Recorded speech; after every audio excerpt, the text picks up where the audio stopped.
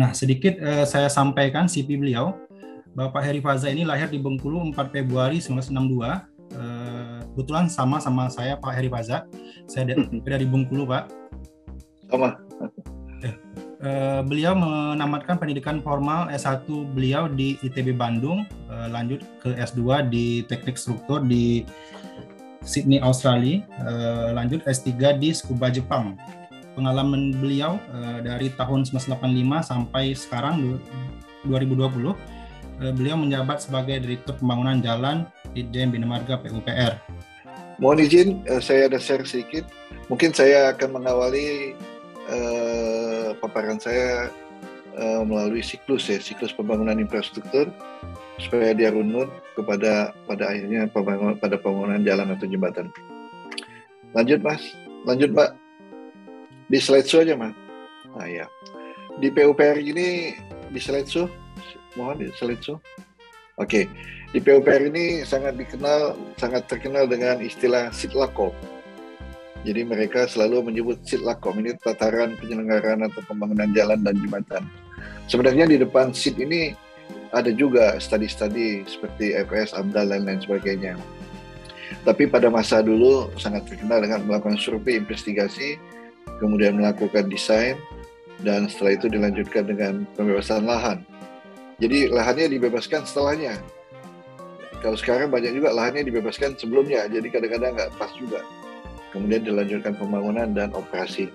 Jadi ini tataran pelaksanaan penyelenggaraan jalan yang dimulai dengan survei, desain, kemudian kita melakukan land acquisition, kemudian melakukan pembangunan.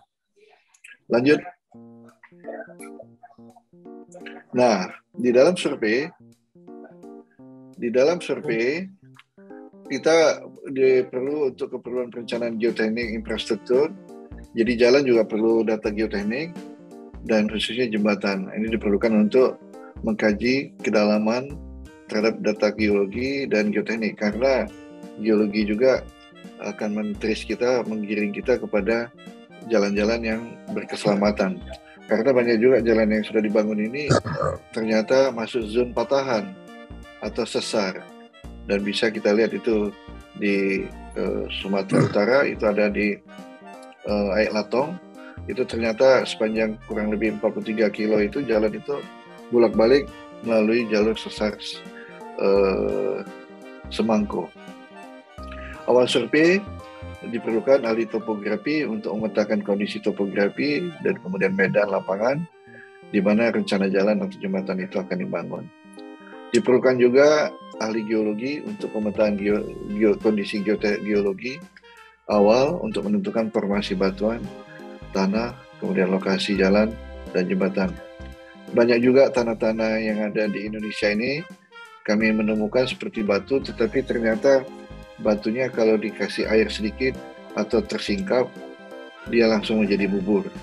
Itu banyak yang kita temui, termasuk juga kasus jembatan Cisomang yang ada di Purbalenyi. Dari survei dilakukan pemetaan, selanjutnya akan dibuatkan trase jalan yang baik. Ini kira-kira awalan kenapa kita harus melakukan suatu investigasi. Mau lanjut?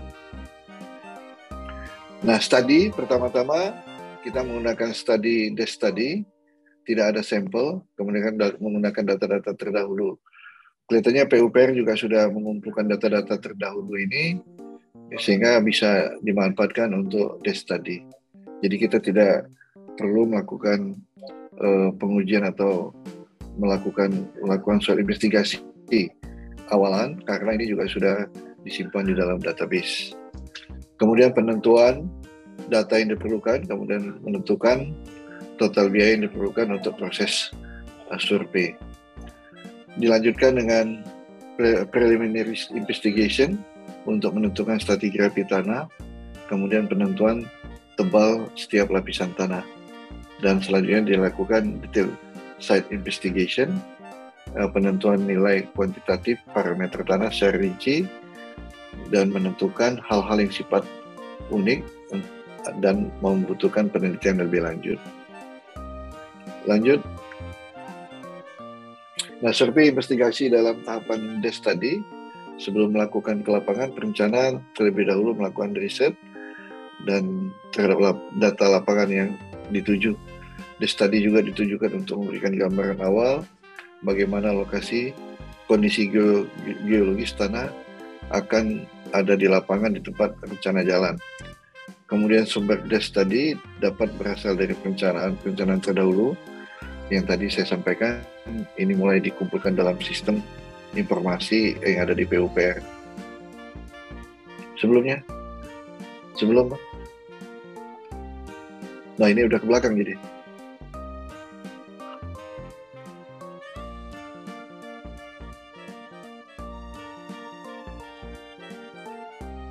Maju satu, slide show. Ya, lanjut. Silakan lanjut. Nah, survei ini untuk penentuan trase, jangan maju dulu.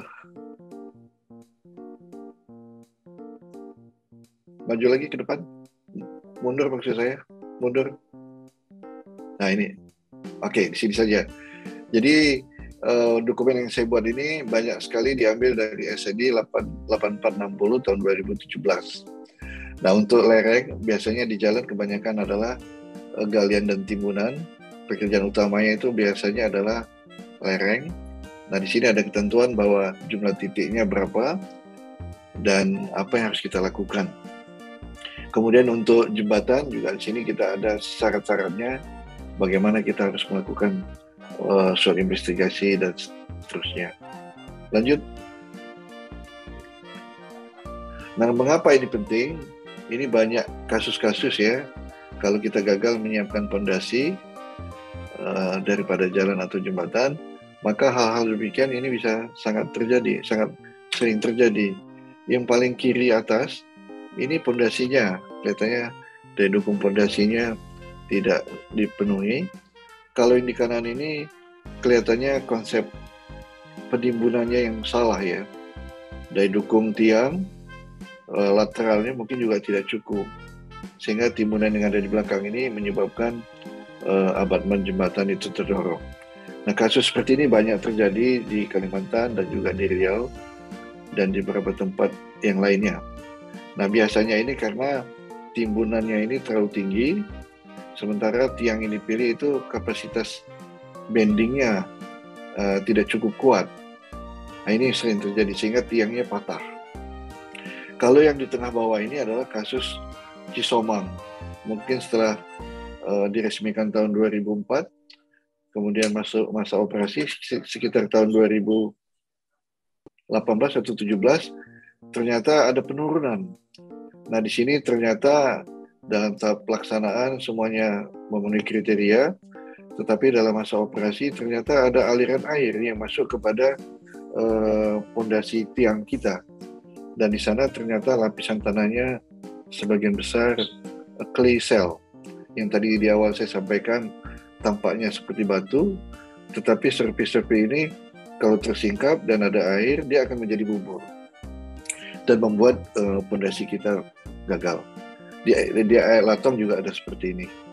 Ini musuh kita saat ini yang paling banyak adalah clay shell yang tampaknya batu, tetapi ketika dia tersingkap, ada aliran air, dia menjadi kedap air, menjadi lapisan kedap air, dan lapisan ini menjadikan bidang gelincir daripada tanah-tanah yang ada di bagian atasnya. Dan kemudian tanah yang clay shell tadi juga menjadi bubur. Sehingga masih blok tanah ini bisa juga meluncur karena terjadi bidang gelincir di lapisan clay shell. Lanjut. Nah, ini ada persyaratan-persyaratan safety factor ya untuk perencanaan yang harus diakomodasi sesuai dengan SNI 8460/2017. Nah, kriteria desain geoteknik umumnya adalah kekuatan atau strength, dan yang kedua adalah serviceability atau kenyamanan. Dalam hal ini adalah persyaratan displacement. Nah, rekomendasi nilai faktor keamanan untuk lereng batu-batuan yang banyak di pembangunan jalan untuk kondisi permanen 1,5, kalau dia sementara cukup 1,3. Lanjut. Silakan lanjut.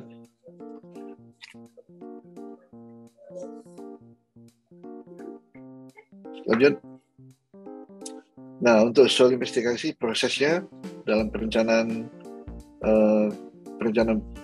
fondasi, data soil investigasi dari laboratorium maupun uji coba lapangan diolah menjadi suatu informasi berupa stratigrafi tanah dan parameter tanah, terutama untuk kuat geser, konsolidasi, dan properties tanah dasar. Kemudian masuk kepada preliminary design. Rekayasa menentukan beberapa opsi yang disesuaikan dengan kondisi lapangan.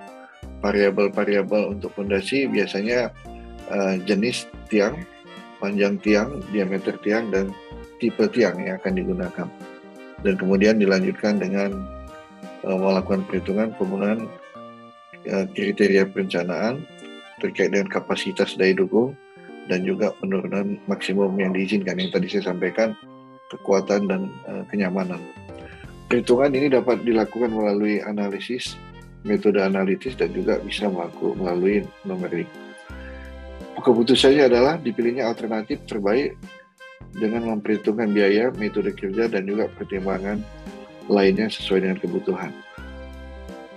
Lanjut. Dalam desain preliminary design, dari model dan analisis yang telah ada, perencana akan menentukan panjang tiang, diameter tiang, tipe tiang berdasarkan daya dukung dari rencana. Nah, biasanya ini dilakukan oleh pihak ketiga, sehingga perencana bangunan atas atau jembatannya akan memanfaatkan rekomendasi dari pihak ketiga yang melakukan soil investigasi. Pada umumnya jenis fondasi dibedakan dua, yaitu fondasi dangkal, langsung ataupun sumuran, dan yang kedua adalah fondasi dalam. Namun di PUPR untuk dangkal ini fondasi langsung ditabukan ya, ditabukan. Bukan tidak boleh, tapi ditabukan saja. Sementara tiang dalam ini banyak digunakan dari dulu kala, yaitu tiang pancang. Dan kemudian terakhir ini sudah mulai banyak juga menggunakan tiang bor. Tiang pancang dulu dipilih karena kita banyak membangun di daerah remote area, sehingga pilihan tiang pancang ini khususnya juga menggunakan pipa baja lebih dapat memberikan jaminan kualitas. Nah, setiap jenis fondasi yang dipilih memiliki metode pelaksanaan yang unik berdasarkan kondisi tanah yang akan kita bangun. Nah, kriteria keamanan fondasi dangkal berupa keamanan terhadap stabilitas fondasi, guling, dan juga geser. Sementara daya dukung tanah, beban aksial, dan juga besarnya penurunan yang disarankan. Keamanan fondasi dalam berupa keamanan terhadap beban aksial dan juga beban lateral, serta besarnya ledutan atau displacement yang disarankan. Bisa lanjut lagi? Nah, ini contoh-contoh. Kalau di kanan itu foto-fotonya, di kiri ada foto-fotonya, fondasi sumuran banyak dipakai ya, oleh kita dulu. Tetapi penurunan fondasi sumuran biasanya tidak dilakukan dengan cara open, tetapi dengan cara penurunan secara gravitasi. Kemudian fondasi dalam digunakan saat daya dukung yang ditargetkan tidak bisa tercapai pada elevasi maksimum fondasi dangkal, biasanya 8 meter, sehingga lewat 8 meter mungkin kita harus menggunakan fondasi dalam. Nah, pilihannya ada dua, bisa menggunakan tiang pancang dan juga biasanya bisa menggunakan tiang bor. Lanjut. Ini best practice yang ada di PUPR. Jadi sudah ada acuan-acuan standar yang bisa kita pilih ketika kita menggunakan diameter tertentu, kemudian kondisi tanah tertentu, pilihan-pilihan tiangnya di sini sudah ada sebagai panduan kita dalam memilih tiang yang kira-kira menjadi atau berlaku secara umum dalam dunia konstruksi, termasuk juga prediksi daya dukung dan besarnya kalendering yang akan dicapai. Ini semua adalah pegangan atau manual katalog yang biasanya kita pakai untuk merancang. Lanjut. Ini mungkin gaya-gaya bekerja pada fondasi. Mungkin kalau saya sarankan penggunaan software juga harus dilakukan dulu uji-uji simulasi di lapangan atau di kantor menggunakan software, sehingga kita mengetahui apa yang bekerja dan apa yang harus dilakukan di sana. Lanjut, analisis. Di sini untuk perhitungan analisis dan numerik, perhitungan geoteknik dalam desain jembatan, dalam hal ini SNI 8460, diatur di pasal 9231, yaitu metode rasional. Hasil perhitungan disebut dengan daya dukung rencana. Ini pilihan-pilihan cara menghitungnya juga ada di sini. Nanti bisa adik-adik ikuti. Lanjut. Perhitungan analitis dan numerik. Perhitungan dengan menggunakan rumus-rumus tertentu yang sudah diakui dan juga sudah mendapatkan salah satu solusi yang eksak. Permulaan digunakan untuk kapasitas ultimate bisa menggunakan rumus Tersagi, Meyerhof, Hansen, dan juga Vesic dan Ries. Nah, di sini juga ada cara perhitungan dengan cara komputer ya, dan formula yang bisa digunakan di sini bisa menggunakan PEM atau PDM, PEM Finite Element Method, PDM Finite Different Method. Jadi dua ini suatu pendekatan ya. Mungkin yang pertama itu pakai yang kita kenal selama ini, sementara Finite Different Method ini ya ini rumus-rumus yang dilakukan secara iterasi ya. Perhitungan numerik empiris biasanya menggunakan bantuan software ya.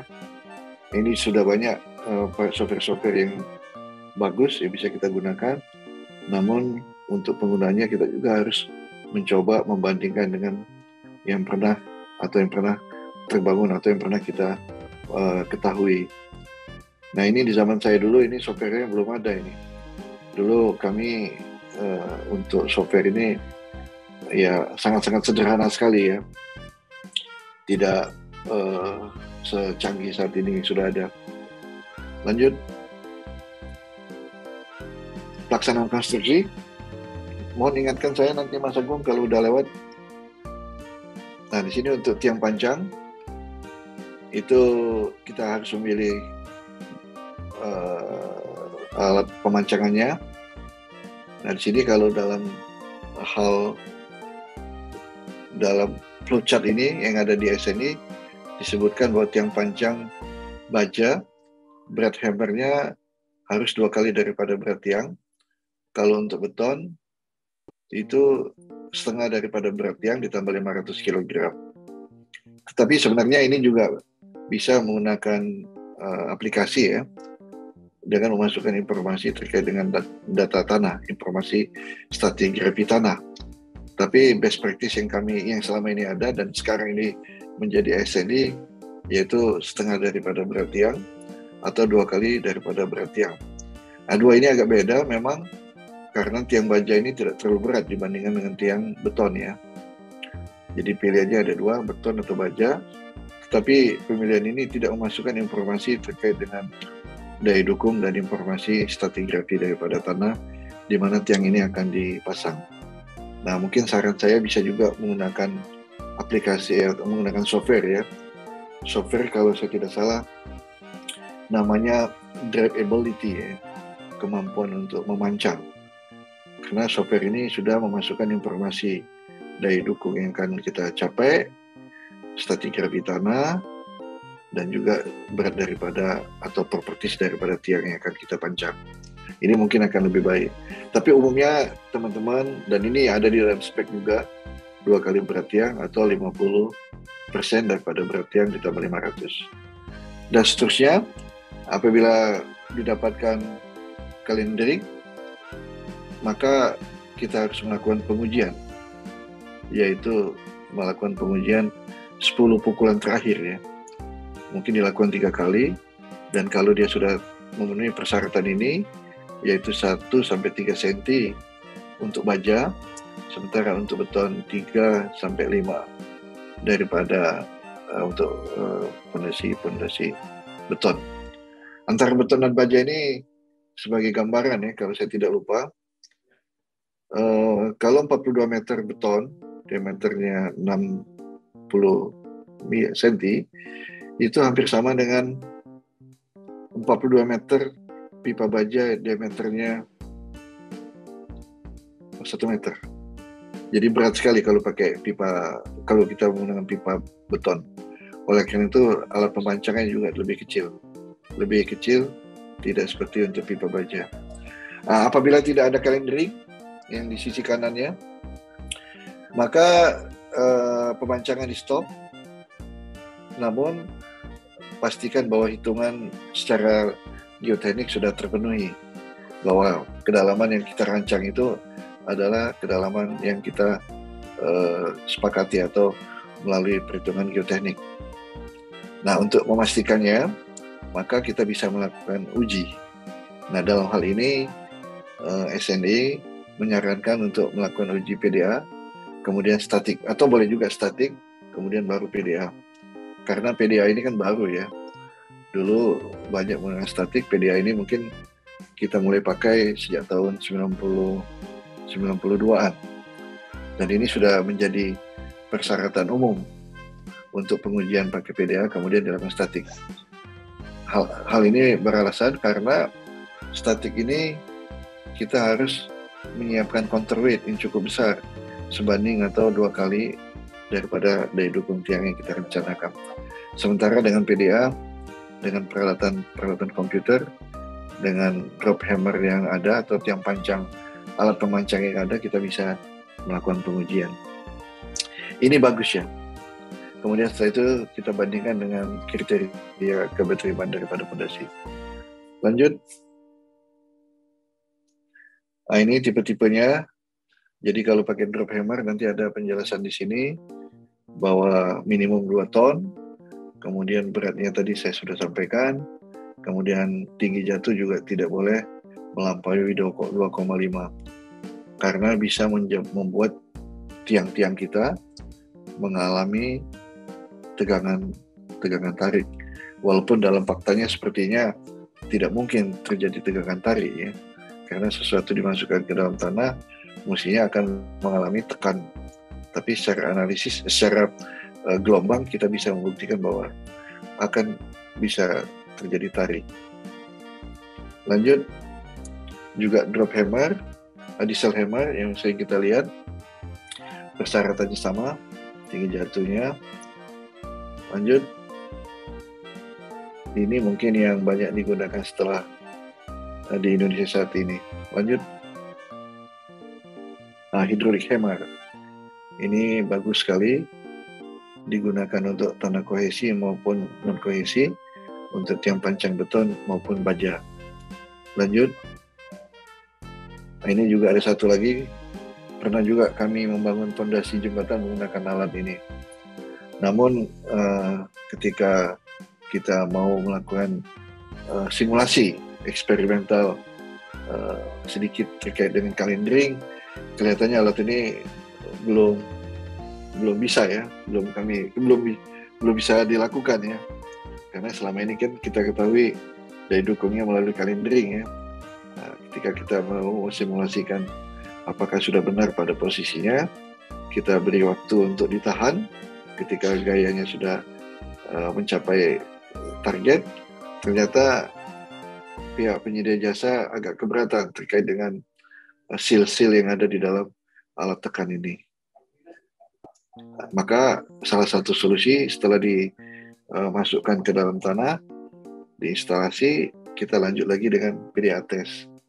Itu yang menjadi tambahan yang tadinya bisa kita simulasikan ketika kita menginstalasi dengan alat ini sendiri. Lanjut.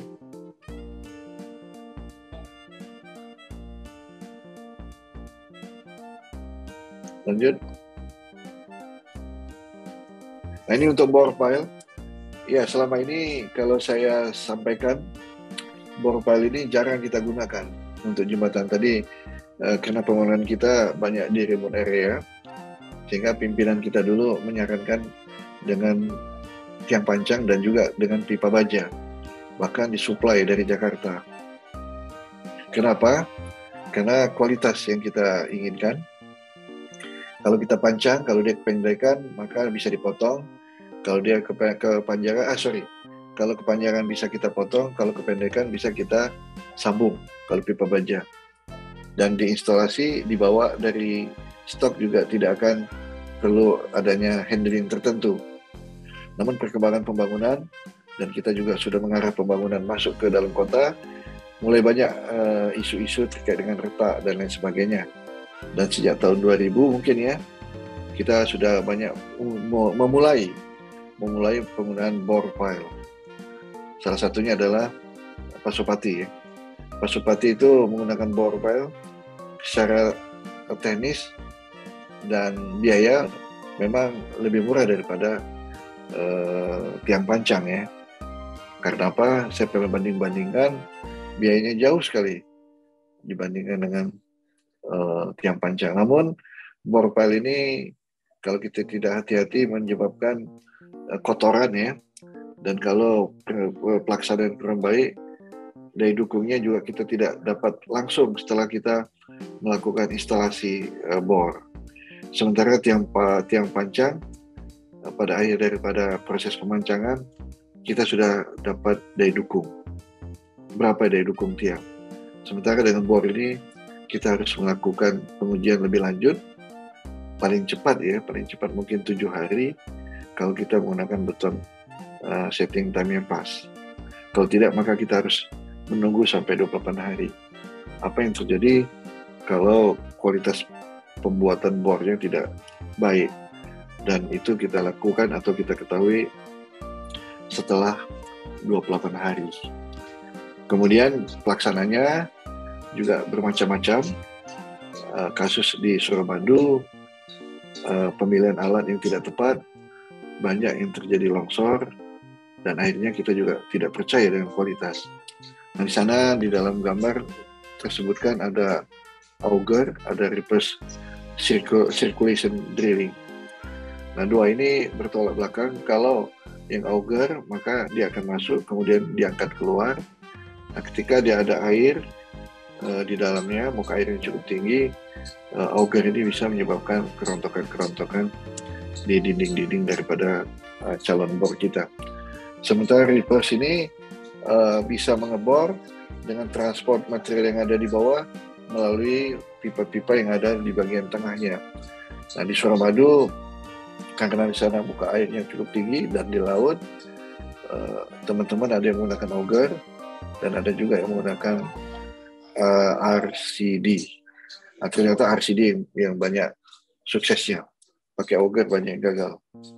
Jadi pemilihannya memang harus spesialis dan super spesialis dalam melaksanakannya. Oleh karena itu mungkin pimpinan dulu memilih tiang pancang cukup beralasan. Nah, pengecekan mutu daripada pengecoran beton yang di air itu kalau dia diameternya lebih besar daripada 80 cm, ini banyak dipakai di gedung-gedung second pile, yaitu menggunakan sonic lodging. Kalau lebih kecil bisa menggunakan PIT atau SIT ya. SIT, PIT dengan menggunakan hammer kecil. Daya dukung, nah daya dukung ini juga untuk bore pile ini kita bisa membuat bore pile ini besar-besar sekali, bisa sampai diameternya 2,5 di Suramadu, tapi bisa juga yang 80 cm. Tapi kalau saya sarankan kalau membuat bore pile paling tidak diameternya 1 meter lebih. Nah, daya dukung untuk lebih besar dari 1.000 ton PDA dan juga bisa dengan single loading test ya. Kemudian untuk daya dukung lebih kecil dari 1.000 ton ini disarankan bisa menggunakan PDA ya, bisa menggunakan PDA.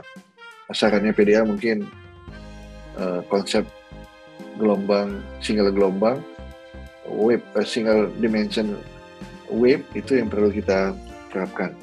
Jadi pemilihannya nanti mungkin ada di konsep-konsep paparan yang lainnya bahwa PDA ini lebih cocok kalau tiangnya seperti lidi.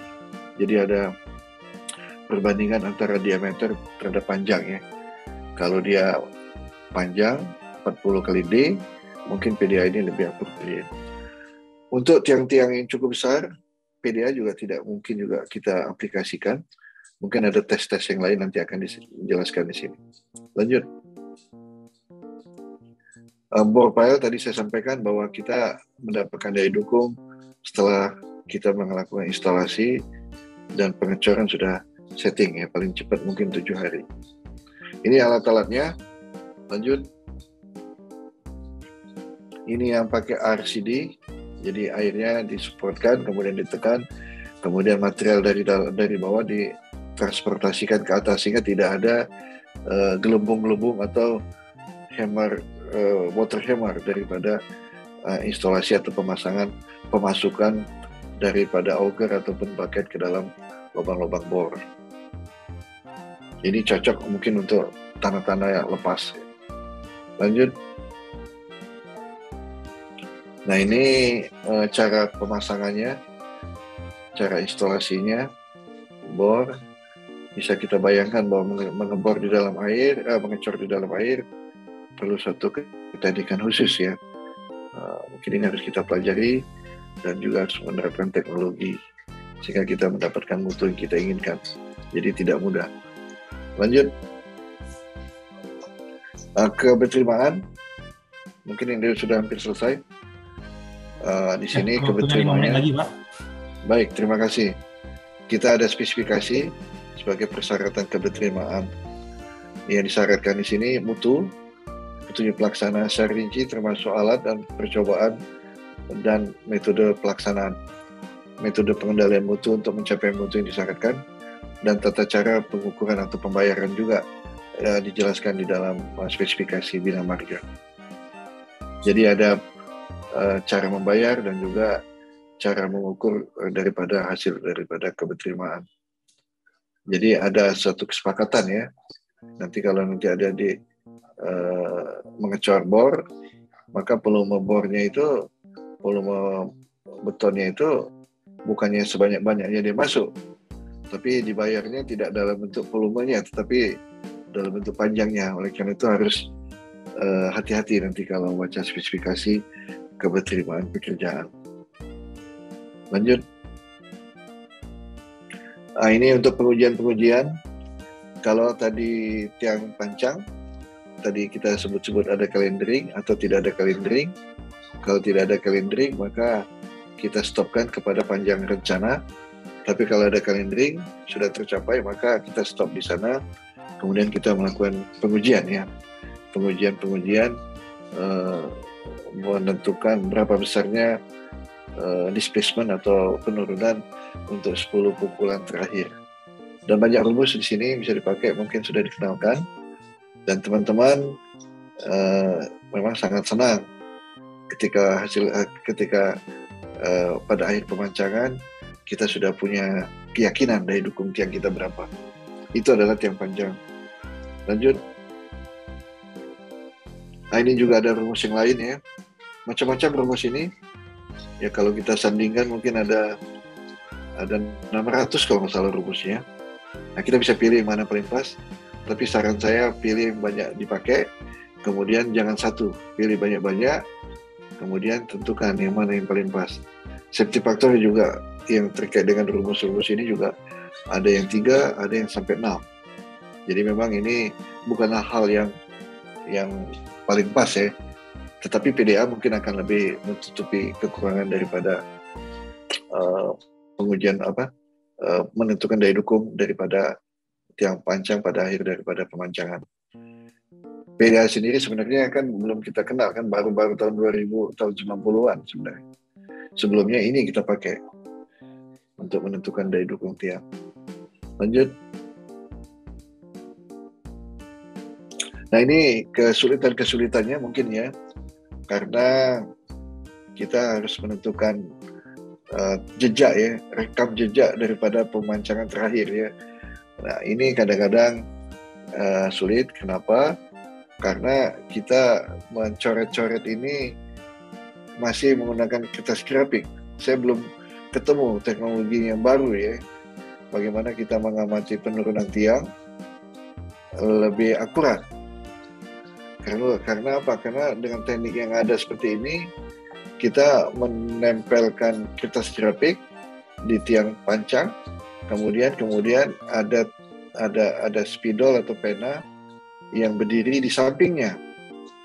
Mungkin hal ini menjadi bias ya, tiangnya turun, atau jangan-jangan pensilnya ikut turun juga. Nah, saya pernah juga dengar dulu bisa menggunakan laser beam ya, tapi saya belum melihat di pasaran ya, di praktisnya di dalam pembangunan kita masih banyak menggunakan hal-hal seperti ini. Lanjut. Nah, ini untuk static loading test. Dahulu kala bisa bayangkan foto kiri, di foto di kiri itu ada tiang yang diuji di tengah, kemudian dipasang reaksi tiang di kiri kanannya, ada 2. Bayangkan kalau itu di sungai ya, sangat-sangat sulit sekali waktu itu. Jadi kalau fondasi jembatan di sungai, biasanya kita pilih ya sudah oper saja, nggak apa-apa. Jadi daya dukungnya kita kecilkan itu ya. Kalau di jalan atau di gedung ini lebih mudah, lebih husuk, lebih mudah kita melakukan pengujian ini untuk menentukan daya dukung. Nah, kalau di sungai bagaimana kita? Agak sulit, dan tahun 2000 atau 90-an kita dikenalkan dengan DLT ya. DLT Dynamic Loading Test yang sering juga kita sebut dengan PDA. Nah, daya dukung dulu menggunakan Static Loading Test. Ada juga sekarang ini dengan menggunakan BDSLT ya, Bidirectional Static Loading Test. Jadi loading test artinya kita harus punya counterweight yang besarnya 2 kali atau 1,5 kali daripada daya dukung rencana tiang. Kalau BDSLT atau Osterberg test, ini bebannya adalah tiang itu sendiri, tapi menggunakan teknologi ya. Kita pasang sensor, kita pasang jack di kedalaman tertentu. Nah, kedalaman ini sendiri juga perlu keahlian tertentu juga untuk menempatkannya dari informasi friksi dan daya dukung ujung daripada bore pile yang kita akan pasang. Jadi BDSLT ini hanya untuk bore pile ya. Kalau static loading test bisa bore pile, juga bisa untuk tiang pancang. Nah, daya dukung yang kita pilih adalah displacement yang menyebabkan yang terjadi besarnya 1,5% daripada diameter tiang. Itu adalah kapasitas ultimate. Maju lagi tempat tadi.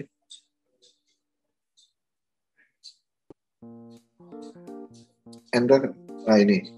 Jadi kapasitas ultimate-nya itu adalah besarnya daya dukung yang terjadi pada displacement 1,5% daripada diameter tiang. Maju lagi ke depan sebelum ini. Nah, ini. Jadi kita tentukan dulu di levelnya penurunan, kemudian kita tarik angka ke atas. Itu adalah kapasitas ultimate. Kemudian kalau kita merancang dalam bentuk serviceability limit state, maka daya dukung izin kita ambil 2/3 daripada daya dukung ultimate. Itu banyak best practice yang melakukan seperti itu. Lanjut. Sama halnya juga kalau kita melakukan static loading dengan PDA ya. Kalau kita menggunakan PDA test atau dynamic loading test, sama juga daya dukung kita ambil dari load settlement diagram yang tadi. Maju lagi ke depan.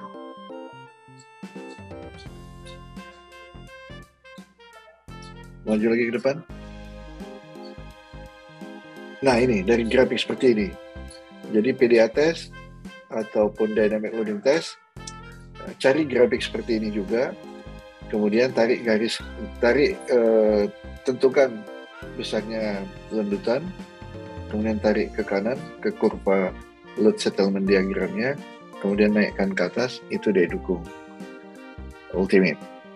Kemudian kita pilih 2/3 kalau kita ya sampai saat ini perancangan fondasi masih banyak menggunakan serviceability limit state atau daya dukung izin. Lanjut. Ini bidirectional. Kita sepertinya di Indonesia sudah mulai ada layanan ini. Dulu kita pakai ini mungkin di Manado ya, di Manado, Jembatan Manado kabel stay, juga di Riau juga kita pakai, tapi layanannya masih dari luar. Kemudian banyak juga sudah dilakukan di Suramadu ya. Suramadu banyak menggunakan OCTS karena diameternya 2,5 meter, kemudian dalamnya sampai 100 meter lebih. Jadi tidak ada cara lain pengujiannya, yaitu dengan menentukan atau memastikan bahwa daya dukungnya, beban rencana itu ada. Jadi kita bisanya meng-approve daya dukung, tetapi daya dukung ultimate-nya agak sulit kita tentukan. Lanjut. Nah, ini instalasi alat-alatnya. Jadi yang warna biru ini asumsi saya sensor-sensornya, bukan sensor maksud saya, load cell-nya yang ditempatkan pada posisi tertentu, dan kemudian pada saat dia sudah dicor, ini dikasih hidrolik, daya dukung di hidrolik pump yang dikasih beban yang memisahkan antara bagian atas dan bagian bawah. Harapannya bagian bawah menahan, bagian atas juga bisa bergeser. Di sini kita akan dapat menentukan daya dukung friksi. Kadang-kadang ditempatkan di 2 level, satu untuk menentukan kalau dia dipasang agak lebih bawah lagi, jauh di bawah levelnya, maka tentu level yang atas akan lebih dominan daripada level bawah. Dan hal ini dilakukan dalam rangka menguji daya dukung ujung.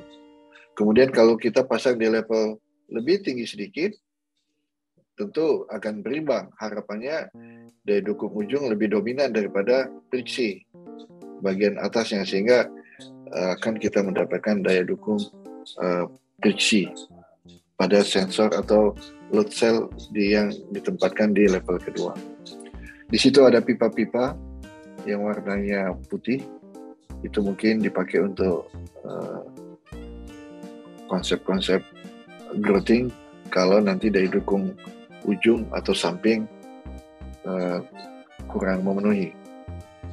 Jadi bisa di grouting. Jadi udah disiapkan lubang-lubang grouting kalau daya dukung ujung kotor ya, maksud saya ada lumpur sehingga perlu di grouting. Lanjut. Ini alat-alatnya. Jadi ada pencatatan strain gauge untuk load cell, dan juga ada pompa hidrolik untuk menekankan, memisahkan 2 bagian yang ada di bawah.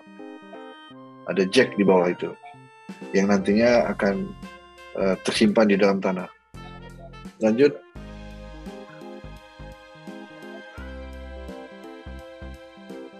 Ini salah satu contoh, mungkin ini proyek-proyek yang terbaru di Bina Marga, yaitu proyek jembatan Alala, Alala.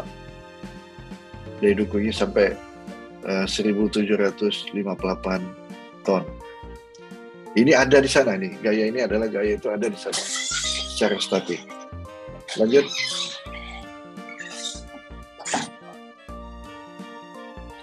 Juga untuk pondasi jembatan kita juga melakukan uji lateral ya, daya dukung lateral. Ini dilakukan dengan cara melakukan pengejekan ya, penongkrakan dengan gaya 200% dan maksimum 6,25 mili atau daya dukung ultimate yang ditentukan dari perpotongan 2 kurva. Lanjut. Nah, ini contoh-contoh pengujiannya. Kita mendapatkan siklus daripada gaya horizontal yang diberikan kepada tiang dan besarnya displacement yang terjadi. Lanjut. Nah, ini pengujian, ini PIT ya. Jadi kita bisa mengetahui panjang tiang dan juga bisa mengetahui, ya umumnya ini dipakai untuk menentukan panjang tiang ya, PIT single dimensional case ya. PIT atau SIT. Jadi kita pukul tiang dengan accelerometer, nanti akan dapat gelombang kembali, dan di sana kita bisa mendapatkan panjang tiang. Lanjut. Dan juga integritas daripada tiang. Lanjut. Nah, ini contoh-contohnya ya. Sebelumnya. Nah, ini contoh-contoh gelombang. Kalau dia semut, yang paling atas sekali, tabel yang paling kanan, dia akan lancar ya, lurus saja. Dan kalau ada necking, nanti ada bentuk yang keempat dari atas, ada necking, bentuknya seperti ini. Dan kami dulu sudah menyiapkan laboratorium di Pusjatan Bandung, sekarang Bina Teknik, untuk mensimulasikan hal-hal demikian, untuk membuat kita menjadi lebih familiar menggunakan alat-alat PDA itu. Jadi di sana ada tiang yang sudah ada daya dukungnya yang kita simpan. Nanti kalau mau coba lakukan pengujian dan kita buktikan bahwa apa yang kita lakukan sudah sesuai dengan best practice yang kita miliki.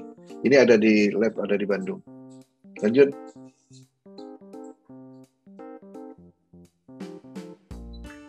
Ini juga untuk pengujian sonic lodging, untuk bore pile, juga sama untuk menentukan integritas daripada tiang. Apakah ada retak, apakah dia ada necking, dan lain sebagainya, atau ada pembesaran daripada tiang. Ini untuk jembatan Es Alala yang kemarin baru diresmikan oleh Bapak Presiden. Lanjut. Mungkin demikian Mas Agung dari saya. Baik, terima kasih Pak. Sudah memberikan informasi, insight apa yang kami lakukan di PUPR, dan juga menumbuhkan keinginan daripada mahasiswa untuk bergabung dengan PUPR. Terima kasih.